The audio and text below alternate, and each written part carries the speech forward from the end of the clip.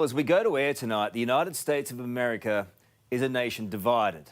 Since George Floyd's tragic death at the hands of a white policeman last week, the message from angry Americans has been blunt and it has been clear. Black lives matter. From the streets of Minneapolis, where George lived and died, to the wealthy suburbs of Los Angeles, where ugly riots and looting have sadly been the norm. Even the capital, Washington, is under siege as protesters gathered outside the White House demanding justice.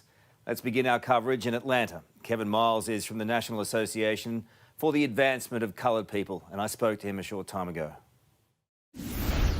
Kevin, thank you so much for your time. I lived in America. I love America, but I can't fathom how it's turned so ugly so quickly. And actually, unfortunately, I would even have to challenge that, because the issues that have undergirded this crisis, the issues that brought us to this moment, are actually a part of American society and have been from its very founding. It is only now that these things are coming to the surface in a way that has built up enough momentum where perhaps we may see some long-term systemic change. You have a very peaceful protest, but the looters and the thugs are making more noise than that right now. I would say that, all across the country, there is a need or a part of people that cries out for justice, and it leads people to want to go out and participate in a series of peaceful protests. Now, some of these protests have turned a bit more violent. However, I don't want to spend the time to really judge how people process their pain or how people process their anger.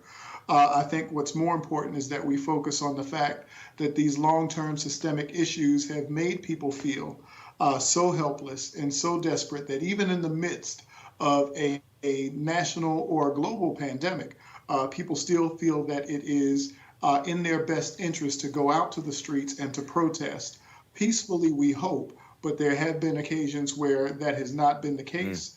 But rather than judge those who have processed their pain a little bit differently, in ways that perhaps I would rather that they didn't. We have to look at the fact that people have to process that pain, they have to process that hurt, and they have to answer that call within them for justice. And strangely enough, it has brought us to this moment where we are amplifying these calls for justice all across the globe. From what I can see, though, Kevin, the looters aren't necessarily the same as the protesters. The protesters have reform in mind. Looters have pillaging in mind. I would argue that there's a group of people who definitely want to go out and peacefully protest. We have seen some folks who have gone out and joined into protests, particularly in some cities towards the end of those protests, who have their own agendas. They have their own issues in mind. But again, I don't want to be one who tries to gentrify outrage and tell people how to express their anger and how to express their frustration. But I do want to say that the acts of violence, those issues with looting, that should not characterize this movement. This is a movement that is brought about because a group of police officers knelt on the neck of a man, and one officer in particular held his knee on the neck of George Floyd for 8 minutes, and 3 minutes after he had already become non-responsive. And this happened on the heels of Breonna Taylor, who was murdered inside of her home when she had done absolutely nothing wrong, by officers who served a no-knock warrant, where they broke in the door without announcing who they were or why they were there. They ended up going to the wrong house and killing an innocent woman while she was in her bedroom.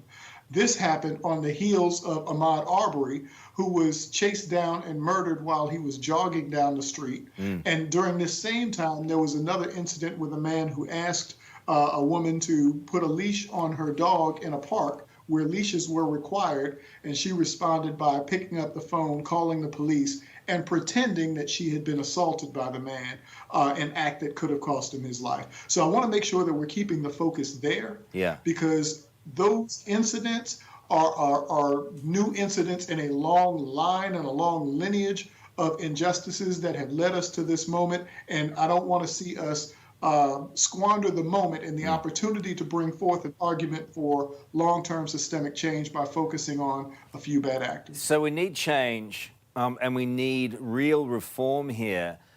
But how do you bring calm in the meantime while the slow wheels of reform get turning? That's an excellent question. And I think what we have to do is we have to be very consistent and in our messaging and make sure that in all of our respective cities and all of our respective municipalities, we take that agenda for reform and that agenda for change, and we keep pressing that same agenda even through these tumultuous moments. We find ourselves now where, you know, the tumult of all of the things that's going on creates a cacophony of noise, and it's very difficult for people to hear those salient messages. But I believe that to the degree that we are consistent, to the degree that we exercise some fidelity to the core principles of justice, which is all that we've ever fought for as an organization for as long as we've been in existence, as long as we exercise some fidelity to that mission and we keep driving that same message home, the ears and the eyes of the world are upon us. And in this moment, if we stay true to that mission, I believe we'll break through. Kevin, as a proud black man, how does all this make you feel? You know, it is a special kind of, it is a special kind of pain to realize that, you know, as a father of a young black man, that his life could be so easily taken, and that we cannot necessarily depend on the justice system to stand up and be just on our behalf. But that same